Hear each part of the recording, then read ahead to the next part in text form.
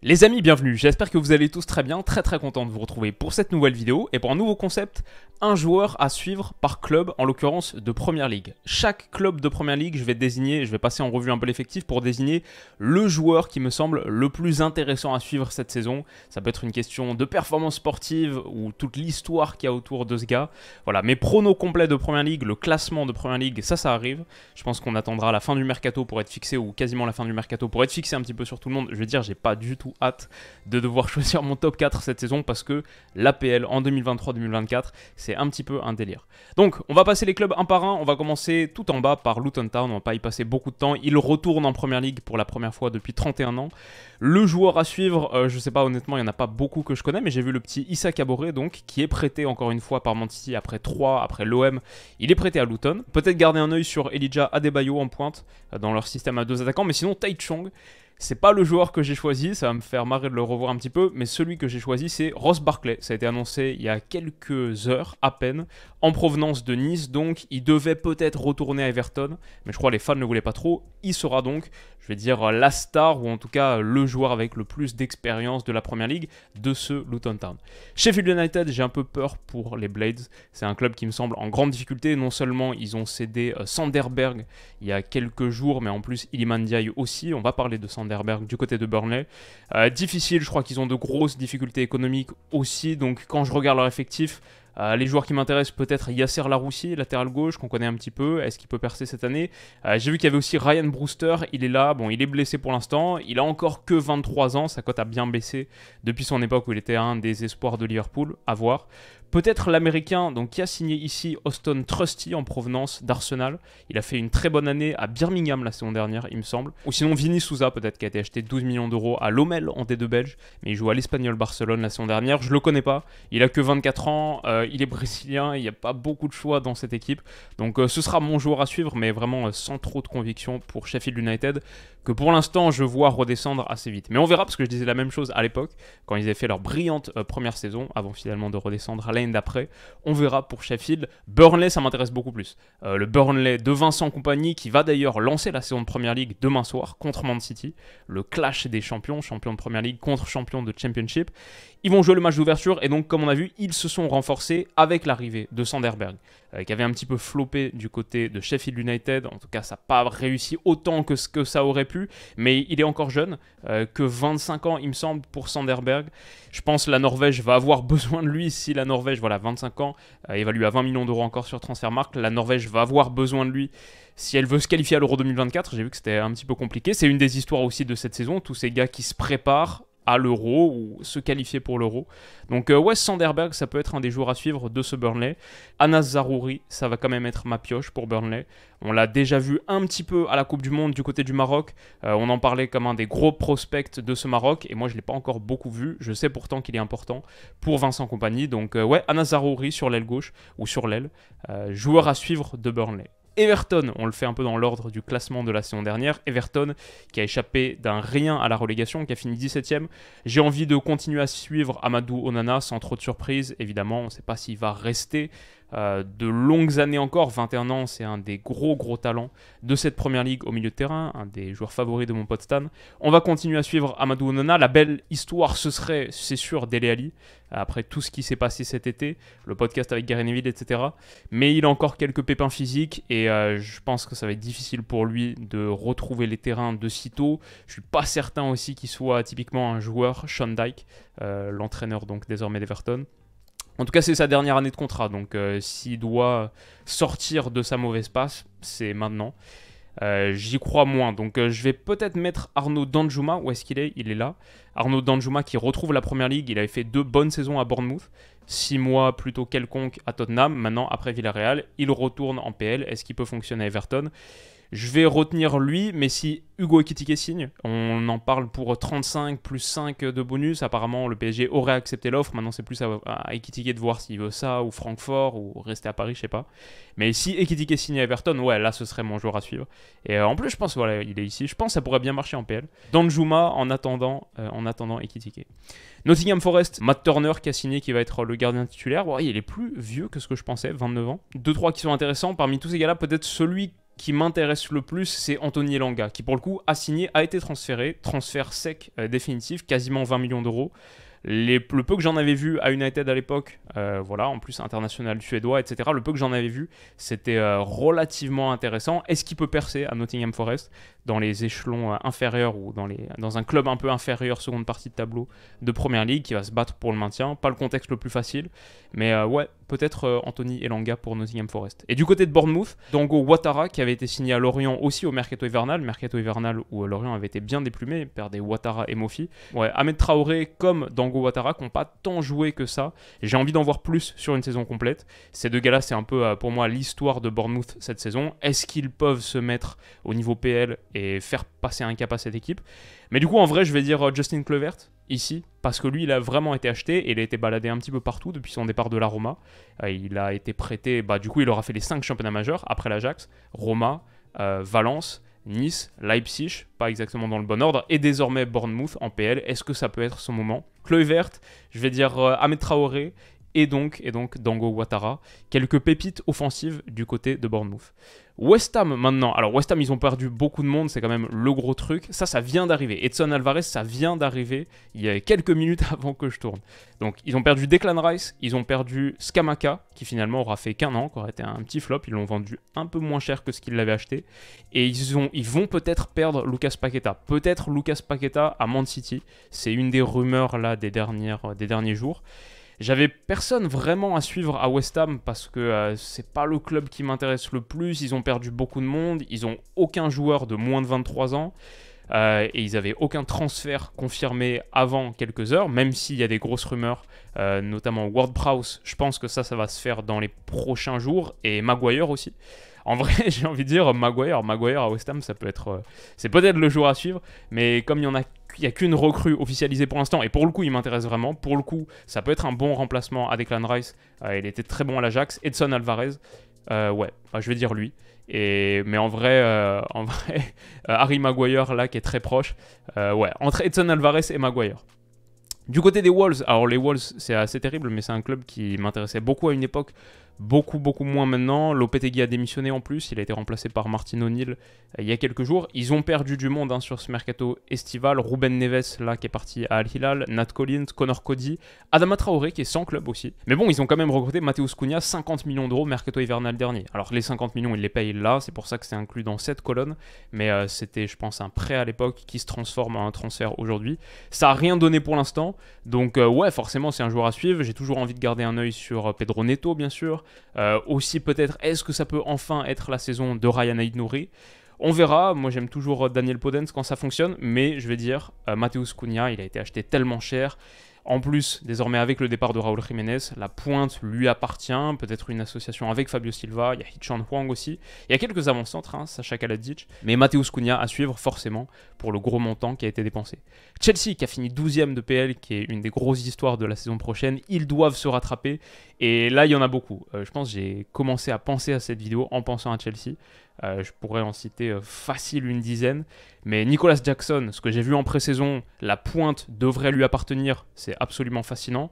Noni Madueke, un joueur en lequel je croyais beaucoup à l'époque PSV Eindhoven, c'est son moment à lui aussi.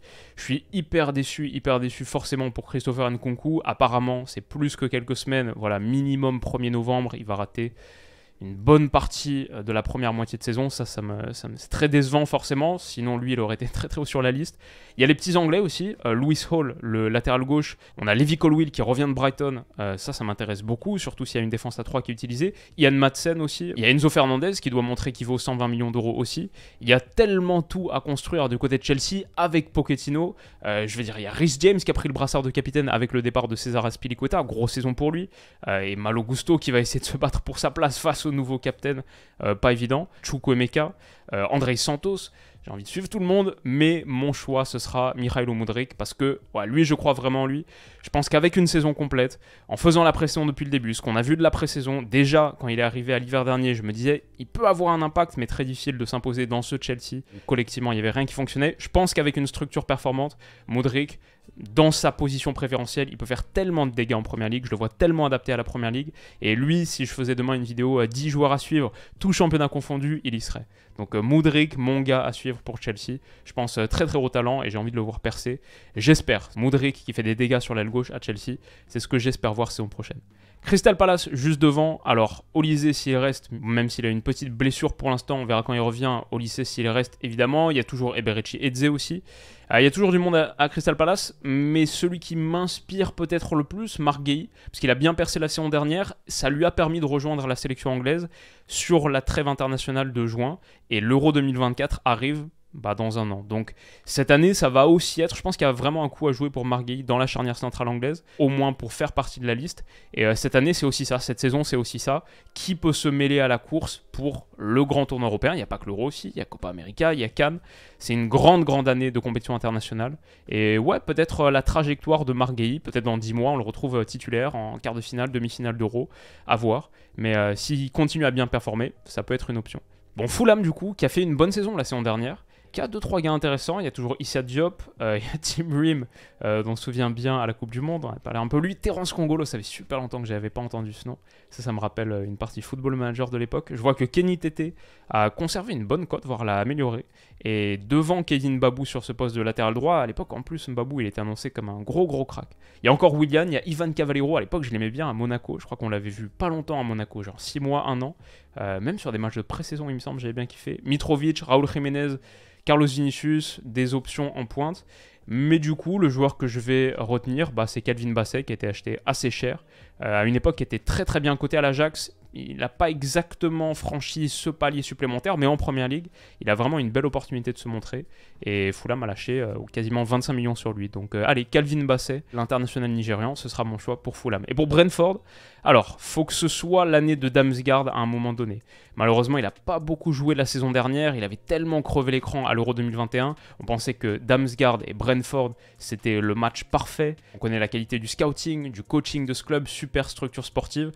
Je pensais vraiment que ça allait fonctionner, donc je vais dire lui, parce que Mbeumo, on connaît la qualité, ça marche très bien. Ivan Toney qui va revenir de sa suspension, je pense que c'est début 2024, genre peut-être janvier, février 2024, donc ça aussi, ça peut être une des grosses histoires de cette saison, une magnifique histoire en vrai.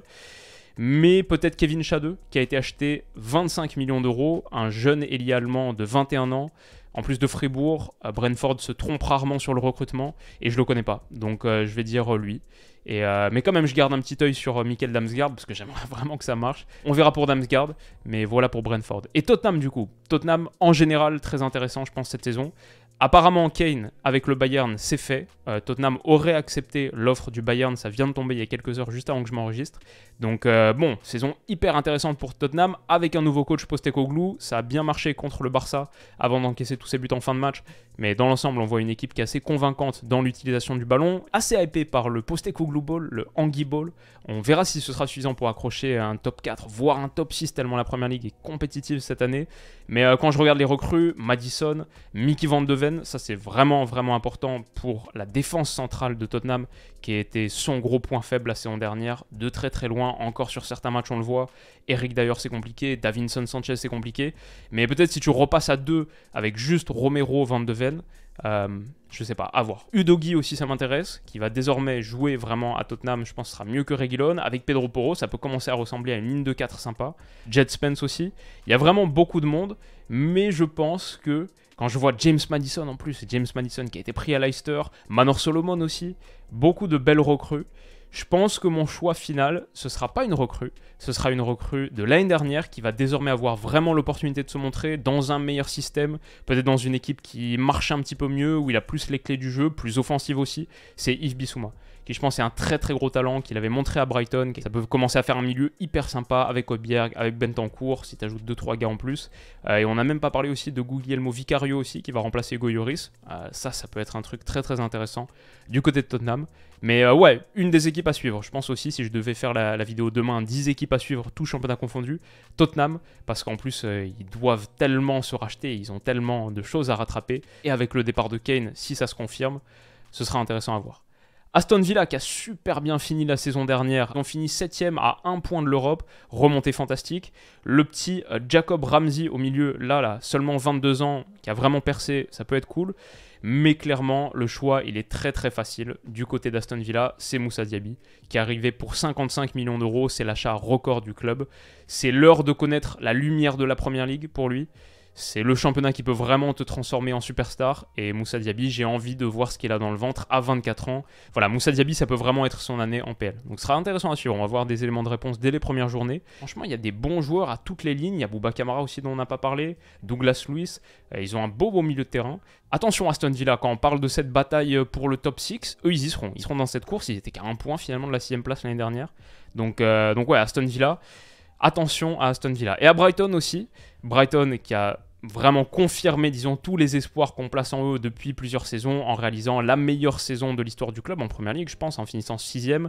Roberto De Zerbi, top année. Il y a tellement de gars à suivre du côté de Brighton, c'est hyper dur de choisir. Je vais dire Kaoru Mitoma, moi j'ai l'impression qu'il est là depuis une éternité. C'était que sa première saison en Première Ligue l'année dernière. Donc il a tellement explosé, est-ce qu'il peut confirmer une année de plus? Il y a le très jeune Evan Ferguson, la pointe qu'on a vu une demi-saison à peine, qui a que 18 ans, mais qui a commencé à claquer quelques buts. Il y a Julio Enciso qui est devenu titulaire, 19 ans, lui je trouve très très gros talent, il a marqué le but de la saison en Première Ligue. Mais peut-être mon choix, ce sera Facundo Buonanotte. Lui a joué quelques minutes à peine, donc il est encore moins coté que les autres, mais de ce que j'ai vu, super profil, 18 ans. Il y a beaucoup de gens que je ressortirai de Brighton, mais Facundo Buonanotte, attention, remember the name, je pense que l'année prochaine, ça peut faire très très mal. En attendant, Mohamed Kudus, s'il arrive, on parle d'un accord trouvé entre l'Ajax et Brighton pour Mohamed Kudus, mais il reste encore l'accord joueur. Peut-être qu'il attend un autre club. Je pense que si on a Kudus sur une aile, Mitoma sur l'autre, Buonanotte dans l'axe, Enciso en second attaquant, Evan Ferguson, il y a tellement de pépites. Il y a Joao Pedro aussi qui a été acheté pour 35 millions d'euros. Lui, il est à suivre. Bart Verbruggen, le gardien, on n'en a pas parlé. Bon, même s'ils ont perdu 2-3 gars, notamment McAllister, peut-être qu'ils vont perdre Caicedo. Ils ont sorti Robert Sanchez qui allait à Chelsea. Même s'ils ont perdu 2-3 gars, Brighton, ce sera hyper intéressant à suivre. J'espère que collectivement, ça va continuer à ressembler à quelque chose, mais au moins du point de vue des individualités, il y a quelques pépites à suivre. Liverpool maintenant qui a fini 5ème au pied du top 4. Beaucoup de gars que j'ai envie de suivre. Trent Alexander dans son nouveau rôle, est-ce qu'il peut être la clé d'un milieu en boîte pour Jürgen Klopp? Hyper intéressant. Il y a Alexis McAllister qu'on vient de mentionner qui est arrivé au milieu de terrain. Le retour de Luis Diaz, le retour de blessure de Luis Diaz, en vrai c'est peut-être lui le joueur à suivre, parce que Luis Diaz dans un bon jour et qui peut enchaîner les matchs, je pense qu'il n'a pas montré encore toute l'étendue de son talent en Première Ligue. Dominique Szoboszlai, moi c'était un de mes joueurs préférés, le pote d'Erling Haaland à l'époque de Salzbourg, il arrive en Première Ligue, j'ai trop envie de voir les premiers pas de Dominique Szoboszlai, je l'avais pris en numéro 10 dans ma draft Première Ligue avec Stan, trop envie de voir à quoi ça va ressembler. J'ai vu que Mohamed Salah il est de retour énervé en superbe conditions physiques, comme toujours, prêt à passer encore une vitesse supplémentaire à 31 ans, porter Liverpool, remettre Liverpool à sa juste place. Il y a Cody Gakpo, il y a tellement de gars à suivre à Liverpool, mais forcément, mon choix, il va se porter sur Darwin Núñez, qui je pense la saison dernière a connu une adaptation difficile. Je crois que c'est 9 buts en Première Ligue, si je ne me trompe pas, ça ferait 4 fois moins qu'Erling Haaland à 36, dans ce duel à distance qu'on annonçait, mais il s'est procuré plus d'occasions que ça. C'est surtout la finition que ça a pêché. Il y a peut-être l'adaptation PL, l'exigence PL, mais par contre sur le volume d'occasions, la création d'occasions, il était souvent là, dans un Liverpool qui a eu du mal à fonctionner. Moi, si je devais mouiller sur une chose, donner un petit peu mon prono comme ça, je pense que Darwin Núñez, il va faire une grosse saison. Je pense qu'il va faire une très belle année, donc c'est mon joueur à suivre de Liverpool. J'espère que ce sera le cas. Je pense que Liverpool dans l'ensemble, et il y a Bajcetic aussi au milieu de terrain, Curtis Jones, des grosses années pour eux. Je pense que Liverpool dans l'ensemble est une des équipes hyper intéressantes à suivre en Europe. Ils n'auront pas la Ligue des Champions, mais en Première Ligue, je crois qu'ils vont faire mal. Donc j'aurai un œil sur eux, sur tous les gars que j'ai mentionnés, notamment sur Darwin Núñez. Newcastle maintenant, qui a fini 4ème, qui va jouer la Ligue des Champions, ça va être une tellement grosse année pour Newcastle. Forcément, Sandro Tonali et la liaison Bruno Guimaraes-Sandro Tonali. J'ai bien aimé d'ailleurs la vidéo de Newcastle où on voit la caméra sur le maillot de Bruno Guimaraes. On voit tout le match à la première personne, si vous n'avez pas vu sur YouTube. C'était assez kiffant comme petite vidéo, mais du coup, Sandro Tonali, forcément un joueur de sa trempe qui arrive à Newcastle, c'est intéressant. Ils ont bien dépensé, déjà 150 millions d'euros dépensés avec Harvey Barnes en plus, Livramento. Mais celui qui pour moi m'intéresse le plus, c'est Alexander Isak. Pourquoi ? Parce qu'avec toute sa qualité, avec tout le talent qu'on connaît, c'est déjà devenu un gros nom, presque un gros nom de Première Ligue. Et ben en fait, le gars a joué que 7 minutes dans toute sa carrière en Ligue des Champions. Pour moi, Alexander Isak sur la scène européenne, Alexander Isak en Ligue des Champions, c'est l'heure de passer ce niveau supplémentaire et de s'annoncer comme un des meilleurs attaquants de la scène européenne. Donc Alexander Isak pour la Ligue des Champions, c'est la raison pour laquelle je le retiens lui, mais sinon j'aurais pu parler de plein d'autres. Même Joe Willock, j'ai envie de continuer à suivre l'ascension, Joe Linton au milieu de terrain, Sandro Tonali, Bruno Guimaraes, il y a Longstaff, il y a pour moi 5 gars pour 3 places au milieu de terrain. Toute la dynamique de Newcastle forcément est fascinante. Je vais retenir Isak, j'aurais pu parler de plein de monde. Manchester United qui a fini sur le podium 3e. Sancho, Jadon Sancho, peut-être le joueur à suivre. Il a fait une très bonne pré-saison. Lui aussi, c'est son moment. À un moment donné, il faut que ça arrive pour Jadon Sancho. Il faut que ça arrive à United. C'est peut-être l'heure. Ten Hag a du choix sur les ailes parce qu'il y a Anthony, parce qu'il y a Rashford, mais il y a aussi Garnacho. Et lui, je le mettrais peut-être avec Sancho. Peut-être si je dois en retenir 3. Il y a Sancho et il y a Garnacho. Vraiment envie de suivre la continuation de la progression de Garnacho qui a que 19 ans, qui a montré quelques belles dispositions saison dernière.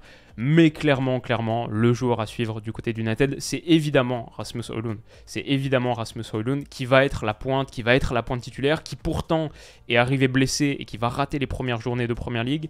La pression qu'il a sur ses épaules est énorme parce qu'il n'a jamais connu un challenge de ce niveau, mais même pas la moitié du tiers de ce niveau. Être le 9 d'United et le 9 que tout le monde attend à seulement 20 ans, en ayant éclos si récemment, juste en marquant quelques buts avec l'Atalanta. J'aime beaucoup son profil, j'ai consacré quasiment toute une vidéo à lui, donc je vous laisse aller regarder ça si ça vous intéresse. Je parle plus de Rasmus Højlund, mais avec en plus l'exposition de la Ligue des Champions, c'est un cocktail d'éléments, le fait d'arriver blessé, c'est un cocktail d'éléments qui fait que Højlund à United, pour moi, c'est une des histoires les plus intéressantes à suivre, pas juste United, pas juste la Première Ligue, juste en Europe en général, et j'ai vraiment envie que ça marche. J'ai vraiment envie que ça marche parce que si ça marche et qu'on a un Højlund contre Haaland, Norvège contre Danemark, United contre City, ce serait un beau tournant des narratives du foot mondial et du foot européen.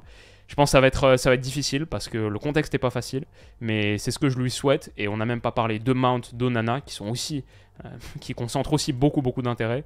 Mais parce que Højlund à United, qui a été acheté tellement cher en plus, c'est le gros truc, presque le gros truc de Première Ligue pour moi cette saison. Quoique, parce qu'il y a Arsenal maintenant, et Arsenal, j'ai envie de dire, tout le monde est à suivre, tout le monde m'intéresse à Arsenal, parce qu'il retrouve la Ligue des Champions. Genre, tu peux sortir absolument tous les éléments d'Arsenal, même ceux qu'on connaît depuis un moment maintenant. Bukayo Saka, voilà, il a prouvé en Première Ligue, mais Bukayo Saka en Ligue des Champions, c'est simple. Ça fait 6 ans qu'Arsenal n'a pas joué la Ligue des Champions. Bukayo Saka, il est arrivé dans l'équipe première, quoi, genre il y a 3-4 ans, en 2019, je pense, il fait ses premières minutes. Donc voilà, Saka a jamais joué la Ligue des Champions de sa carrière, de sa vie. La LDC, elle donne tellement de relief à toutes les histoires autour de ce club que tout le monde est intéressant. Il y a Declan Rice, bien sûr, qui arrive comme la recrue la plus chère de l'histoire d'Arsenal et qui a beaucoup de travail au milieu de terrain, même pour comprendre le système, la dynamique de Mikel Arteta. Il y a Fabio Vieira qui a fait plutôt une bonne pré-saison, qui avait été acheté un petit billet l'été dernier, il me semble, et que j'ai trouvé assez intéressant en pré-saison. Est-ce qu'il y a une place pour lui? Leandro Trossard, ça m'intéresse beaucoup, parce que lui a fait une excellente pré-saison, évidemment. Mais je dirais Havertz, je dirais quand même Kai Havertz, parmi plein d'autres gars, je dirais quand même Kai Havertz, parce que c'est ce talent qui n'a pas encore prouvé en Première Ligue, parce qu'à Chelsea il a été si frustrant. Quelle position est-ce qu'il va occuper? On l'a vu dans le Community Shield, c'était pas une grande réussite le fait de le placer en 9, il y a encore des soucis à la finition. S'il est plus bas, qu'est-ce qu'il peut apporter? Ce joueur très vertical, contre le Barça on le montrait, il pouvait participer au jeu et ensuite proposer dans la profondeur, donc super intéressant. Kai Havertz, Martin Odegaard aussi, l'année de la confirmation encore plus, avec la lumière de la LDC, ça m'intéresse beaucoup. Mais ouais, parmi tous ces gars-là, si je devais en retenir un, je vais dire Kai Havertz, en plus nouvelle recrue. Si ça marche, ce serait quand même une belle histoire. Et puis enfin donc, on termine avec Manchester City, les champions en titre. Il y a beaucoup de gars, bien sûr, Erling Haaland, après avoir marqué 36 buts en Première Ligue la saison dernière, avoir fait cette année record. Est-ce qu'il peut keep up the pace? Est-ce qu'il peut continuer sur ce tempo, sur ce rythme-là? Est-ce qu'il peut aller chercher un ballon d'or? Est-ce qu'il peut qualifier la Norvège pour l'Euro 2024? C'est assez mal embarqué pour l'instant. Mais quand on voit sur les recrues, Mateo Kovacic, ok, ce sera intéressant de voir comment il trouve sa place, à quoi ressemble aussi le système de Pep Guardiola désormais sans Gundogan. Josko Gvardiol, évidemment, quand tu achètes le défenseur le plus cher de l'histoire, 90 millions d'euros. J'ai envie de voir comment ça fonctionne, notamment aux côtés de Ruben Dias. Tous les centraux la saison dernière ont donné satisfaction. Nathan Ake, Akanji, pas forcément dans la position attendue, John Stones aussi. Donc il arrive avec pas mal de concurrence. Est-ce qu'il peut s'imposer?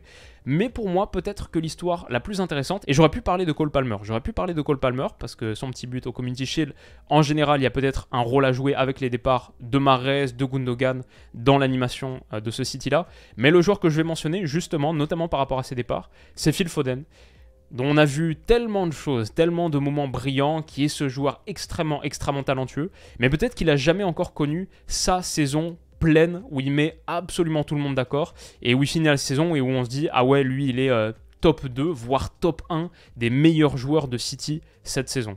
Il n'a jamais été trop dans cette catégorie-là.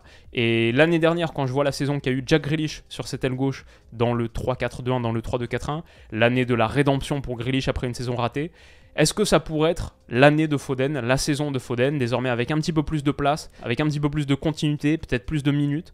Voilà, 23 ans, c'est cet énorme talent, mais j'ai envie de voir la saison pleine de Foden. J'ai envie de voir aussi dans l'ensemble ce que City a dans le ventre. Comment est-ce que tu, je ne vais pas dire rebondis, mais comment est-ce que tu continues après la saison parfaite? Après ce triplé parfait, où est-ce que tu trouves les ressources, les réserves mentales, peut-être même énergétiques, pour pousser encore plus loin, gagner encore un titre de Premier League, continuer à challenger en Ligue des Champions? Comment est-ce qu'ils vont réussir à le faire? Est-ce que Pep Guardiola va trouver le bon discours? Finalement, c'est peut-être lui l'homme à suivre, mais si je devais me cantonner aux joueurs, je dirais Phil Foden. Et voilà les amis, ça conclut cette petite vidéo, cette courte vidéo des joueurs à suivre en Premier League. Un club, un joueur. Est-ce que vous voulez que je fasse un autre championnat? Si celle-ci vous a plu, n'hésitez pas à mettre un petit pouce bleu, à vous abonner à la chaîne pour ne pas rater tout le reste. Et là, je file tourner la draft Serie A avec Stan qui va sortir demain. Rendez-vous demain pour la draft Serie A, ça va être un très grand moment. Et j'espère prendre un avantage définitif, décisif. Prenez soin de vous les amis, passez une excellente soirée. On se dit à bientôt. Bisous.